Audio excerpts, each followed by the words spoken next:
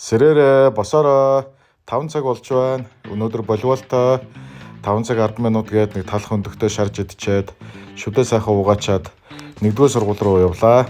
За 1-р сургууль руу яваад орсон хүүхдүүд ингээд цуглаад багшаагаа хүлээж ялаа. За ингээ ямар ч байсан заал онгоогоод заал руу ороод хувцас үндсэндээ солилоо. За манай хүүхдүүд бэлтгэлээ хийж эхэллээ. Ямар ч байсан нэлээ хурдтай заалаа 15 тойрно гэсэн тойроод 8 үндсэндээ тойроод бие халгаалт руу шууд орж эхэллээ. Өнөөдөр бол үнэхээр супер өдөр байлаа. За ямар ч байсан хүүхдүүдийн эрчийг одоо ялангуяа бандрын эрчийг үүсэхгүй байж магадгүй гэд санаа зовж исэн боловч үнэхээр гайхамшигтай амьсгаа задарсан мэт ядаргаа их баг байлаа. За ингээд өдгөө дэш нүргөөд дүүнэртэй хамтдаа дасгалыг хит цаахан хийгээд авлаа. Эцэд суцах юм ер нь харцсангүй гайгүй шүү. Өөрөөрөө маш их бахархаад баярлж байлаа. Энэ 7 хоногийн эхний 5 өдөр хийсэн амьсгалын дасгал, сонголтын дасгал, гүйж харьяасны гавьяа юм болов уу гэж бас дотроо бас баярлж байлаа. За ингээд сайхан дүүнэртэй хамтдаа бие халаалтыг нэлээд сайхан хийлээ. Яг л дунд нь ороод яваад байлаа. За ингээд хамгийн хэцүү зүйл нь юу байсан бэ гэхээр үндсэндээ дээр хуучин волейболын уналт байлаа. Би хуучин унждаг хүүхдээс энэ удаа бол гараад авахгүй шууд гисээрээ пад хийгээл унжээлаа. За энэ бичлэгийг оруулахаас ч бүр хичж санаа зовж байлаа.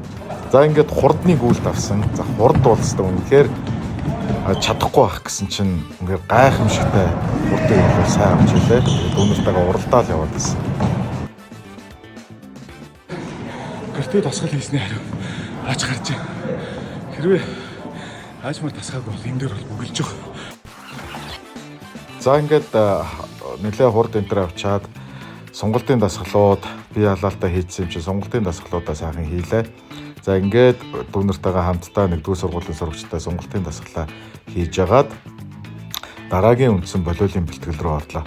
За ингээд волейболын бэлтгэлийн энэ сонголт хийж явах хооронд орхоо өгш маань хүрэлцэн ирлээ. За орхоо өгш ирээд за үндсэндээ хооронд хоёр тишээ хавсраад за мөн бас бөмбөг шийдэлтэй асуудлуудыг хэллээ.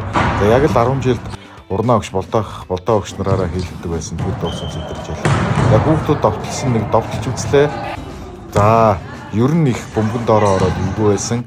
Үсрэлт бас яах вэ? Тэгээд хөөрхий бас хуучны юм гэсэндээ нэг юм байна.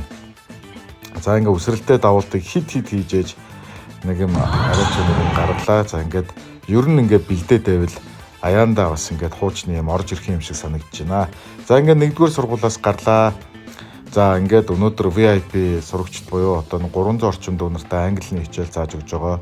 За английн хичээлээ орж шалгалтаа авчаад өнөөдөр манай нэг Монгол клубын нэгдсэн уулзалт тайж резортод ерөнхийдөө боллоо. За энэ арга хэмжээг би бас хөтлөөд энэ арга хэмжээнд дэр манай 200 гаруй нэг Монгол клубын гишүүд маань цуглалаа. Ингээд орой болж сайхан амраарай.